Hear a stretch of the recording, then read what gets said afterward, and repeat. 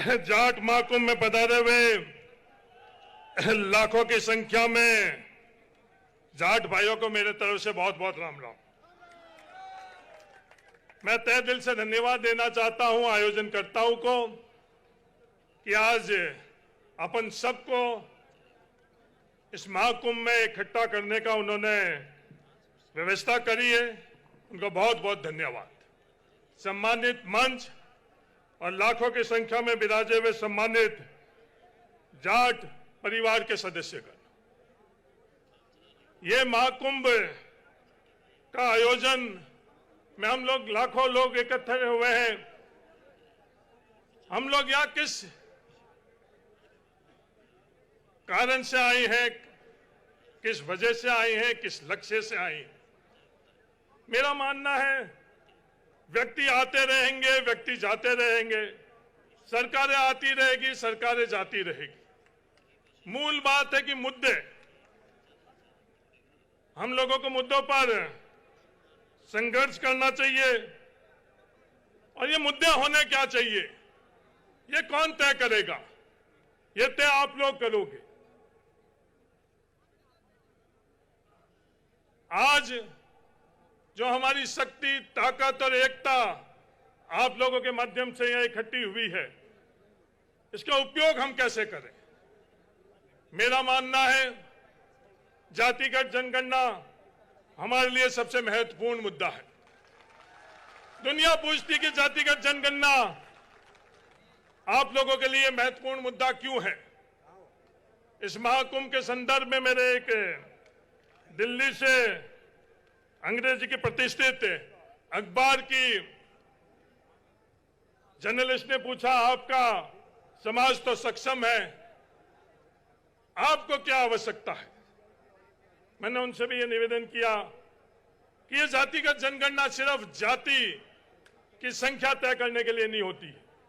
जातिगत जनगणना उस जाति के अंदर शैक्षणिक स्तर क्या है, कौन कितना पढ़ा लिखा है, उस जाति के अंदर कौन क्या पेशा कर रहा है, उस जाति के अंदर सामाजिक स्थितियां क्या है, उस जाति के अंदर जिस किसी के पास कितनी जमीन है, उन सभी का आकलन करने के लिए जातिगत जनगणना होती है। और किस क्षेत्र के अंदर होती है। आज ये बात होती है कि जाट सक्षम है, ये बात और नारे हम खुद लगाते हैं, पर नीचे धरातल पर स्थितियां क्या है? हमारे यहाँ राजस्थान के अंदर भरतपुर के जाटों को आरक्षण नहीं दिया क्योंकि सामाजिक और आर्थिक तौर के ऊपर उनको सक्षम माना गया। राजस्थान सरकार ने राजस्थान राज्य अन्य पिछड़ा वर्ग आयोग बनाया कि धौलपुर और भरतपुर के जाटों का संदर्भ के अंदर उन लोगों ने अध्ययन किया। और राजस्थान सरकार के खुद के बनाया हुआ आयोग के अंदर जब मैंने खुद ने देखा कि भरतपुर के अंदर हम लोगों की स्थितियां क्या है, उस आयोग की रिपोर्ट के अंदर भरतपुर के अंदर 26.7% जहां जाट है, वहां नौकरी जाटों को कितना?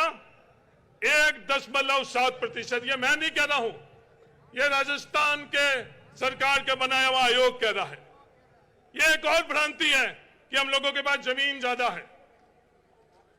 उस आयोग के अंदर जो पूरे राजस्थान के अंदर औसतन जमीन 3 हेक्टेयर है और भरतपुर के जाटों के पास औसतन जमीन सिर्फ 1 हेक्टेयर है। ये हकीकत है धरातल के अंदर।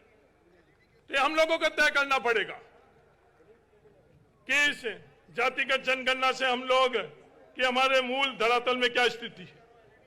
ये पूर्ण अधिकार तो अलग बात है। जो अधिकार हम लोगों को केंद्र सरकार के तरफ जब आरक्षण, ओबीसी का आरक्षण का फैसला हुआ और 27% आरक्षण का फैसला हुआ, उस वक्त सुप्रीम कोर्ट के तरफ से 50% से अधिक आरक्षण नहीं हो सकता। इस फैसले के कारण 27% की जगह हम लोगों को 21% आरक्षण मिला। जब ईडब्ल्यूएस के आरक्षण का फैसला हुआ, सुप्रीम कोर्ट ने वो पाबंदी हटा दी, वो कैप हटा दिया। तो जैसे ही वो पाबंदी हटाई, स्वतः ही जो हम लोगों के लिए फैसला किया हुआ 27%, वो अपने आप 27% हो जाना चाहिए या नहीं हो जाना चाहिए। हम लोगों को मांग करने की जरूरत है, या अधिकार हम लोगों का है या नहीं है, ये मुद्दा है, ये सवाल है। एक ये बहुत बड़ी गलतफहमी हम सब लोगों में भी है कि हमें ओबीसी को आरक्षण है, ये गलतफहमी आप लोग निकाल दो। ओबीसी वर्ग को सरकारी नौकरी और शैक्षणिक संस्थाओं के अंदर आरक्षण नहीं है। ओबीसी वर्ग के अंदर 8 लाख रुपए से कम आय वालों को ही सरकारी नौकरी और शैक्षणिक संस्थाओं के अंदर आरक्षण है। तो ये जो बात होती है कि ओबीसी का आरक्षण है, ओबीसी का आरक्षण नहीं है। हम लोग आर्थिक तौर के ऊपर ओबीसी के अंदर पिछड़े हुए लोग हैं, उन लोगों का आरक्षण हमारी व्यवस्थाओं के अंदर है।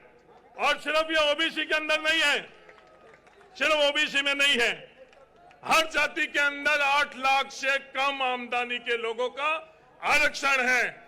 इसलिए हम लोगों को कुछ अतिरिक्त आरक्षण के माध्यम से कोई हक और अधिकार नहीं मिल रहा है। इस आरक्षण के अंदर विसंगतियां भी है। कहने में तो हम लोगों को 21% आरक्षण कागजों में मिल रहा है, पर हकीकत के अंदर 21% मिल रहा है या नहीं मिल रहा है, यह सवाल है। और सवाल का उत्तर है कि नौकरी के अंदर कहीं तो हमें शून्य पद मिल रहे हैं, कहीं 1% मिल रहा है, कहीं 2% मिल रहा है। यह आरक्षण की विसंगतियों के कारण जो हक और अधिकार 21% का है, वो भी हम लोगों को नहीं मिल रहा है। क्या ये हम लोगों के लिए प्रमुख मुद्दा है या नहीं मुद्दा है? पर यह मुद्दा जो विसंगतियों का था, उसमें मेरे पास कई बच्चे आए, छात्र आए, मेरे पास जो राजनीतिक पंडित है, सलाहकार है, उन लोगों ने यह भी सलाह कर दी कि आप ज्यादा इस मुद्दे पर काम नहीं करो। जो 24 घंटे राजनीति करते हैं, उन्होंने मजबूत से मजबूत लोगों को सल्टा दिया है, आपका भी नंबर आएगा। पर मेरे पास 2 चीज थी, क्या इन नौजवानों का वाजिब हक है, इनके लिए हम लोगों के लिए संघर्ष करना चाहिए, या इस सल्टाने वाली राजनीति से डर कर चुप रहना चाहिए। ये विसंगतियां हटनी। आप सब लोग, मैं धन्यवाद देना चाहता हूं राजा राम मील जैसे, जो हमारे बुजुर्ग इस उम्र के अंदर भी तपती धूप के अंदर हम लोगों का साथ दिया, और तमाम लोगों को मैं धन्यवाद देना चाहता हूं। पर मेरे समाज को भी ओलबा है, इन मुद्दे के अंदर जहां हम लोगों के खुद की ताकत बढ़ती है, उसके अंदर जो भागीदारी आप लोगों की होनी चाहिए, वो भागीदारी आपकी नहीं रही। ये ओलबा मेरे आप सब लोगों को है। अब इस विसंगति हटने के बाद ये जीत इन नौजवान छात्रों की रह गई। इस विसंगति हटने के बाद क्या शैडो पोस्ट होनी चाहिए? क्या प्रक्रियाधीन भर्ती हो रही है, उसके अंदर यह होना चाहिए? यह मुद्दा और यह सवाल है। आज राजस्थान के अंदर जो विभागों के अंदर रोस्टर नहीं बना हुआ है, यह रोस्टर होता क्या है? किस चिड़िया की बात है? रोस्टर नहीं होने के कारण किसको नुकसान होता है? रोस्टर नहीं होने के कारण हम लोगों को नुकसान होता है, क्योंकि कोई भी जनरल कैटेगरी नहीं है। मैं आज समाज को कहना चाहता हूं, जो श्रेणी जनरल कैटेगरी आप लोग कहते हो, वो अनरिजर्व्ड कैटेगरी है।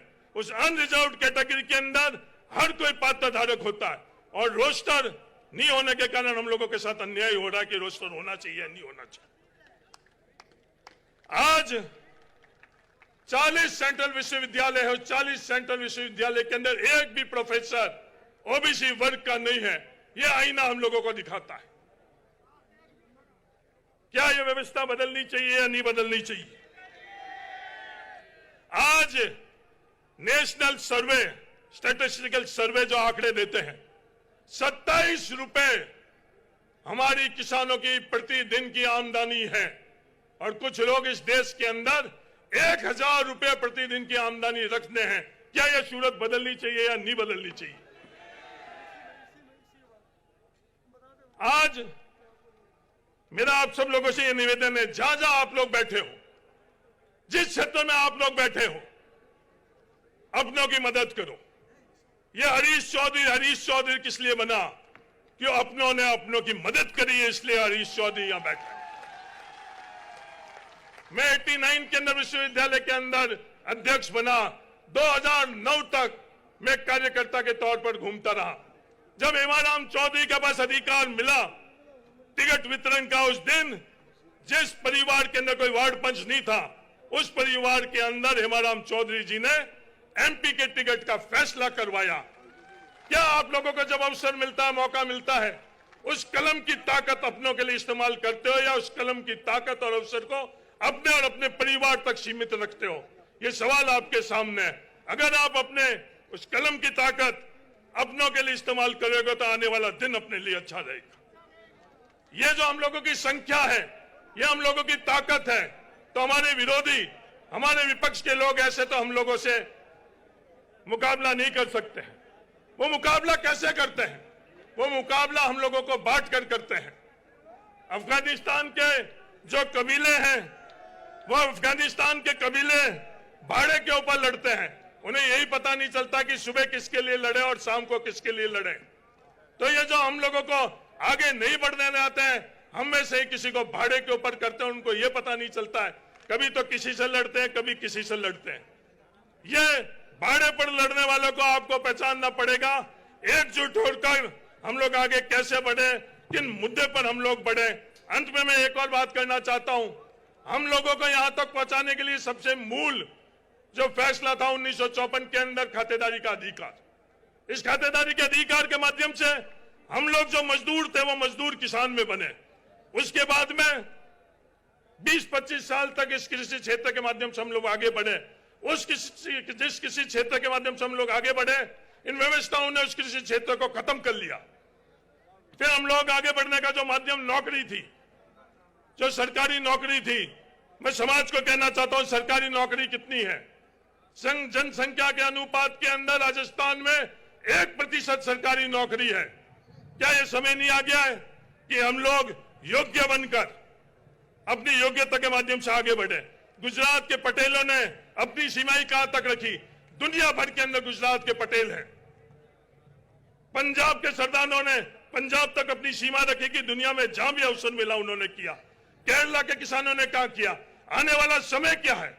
एक क्रांति आकर चली गई। मेरा आप सबको ओल्ड जो आईटी क्रांति थी, कंप्यूटर क्रांति थी, हिंदुस्तान के किसानों ने उसके माध्यम से अपनी हिस्सेदारी और भागीदारी बढ़ाई। पर जाट भाइयों, जो हिस्सेदारी और भागीदारी अपनी होनी चाहिए वो नहीं हुई। आने वाला समय किसका है? आर्टिफिशियल इंटेलिजेंस का है, डेवलपमेंट स्टडीज का है। इन सब क्षेत्र के अंदर हम लोग योग्य बने, अपनी भागीदारी बनाई। योग्यता के अलावा दूसरा और कोई जरिया नहीं है। इन नारों से हम लोग भागीदारी नहीं बढ़ा पाएंगे। भागीदारी सिर्फ एकजुट होकर, जागृत होकर, योग्यता से हम लोग बढ़ा पाएंगे। अगर आप एकजुट रहोगे, योग्यता हम लोगों में रहेगी, तो हम लोगों की भागीदारी बढ़ेगी। बड़ी संख्या में आप सब लोग आए हो, आप सब लोगों का तहे दिल से धन्यवाद। धन्यवाद। जय हिंद। राम राम से। तेजा बाबा की धन्यवाद हरीश जी चौधरी साहब। आसपास जो भी है कृपया, अब मैं एलईडी के आसपास जो भी हट जाए, वहाँ पे मैं एक खतरा है। उदाहरण आपको देना चाहता हूँ। एलईडी से हमारे लिए नीचे सबसे जाए। बड़े मंदिर क्या है? हमारी संस्था।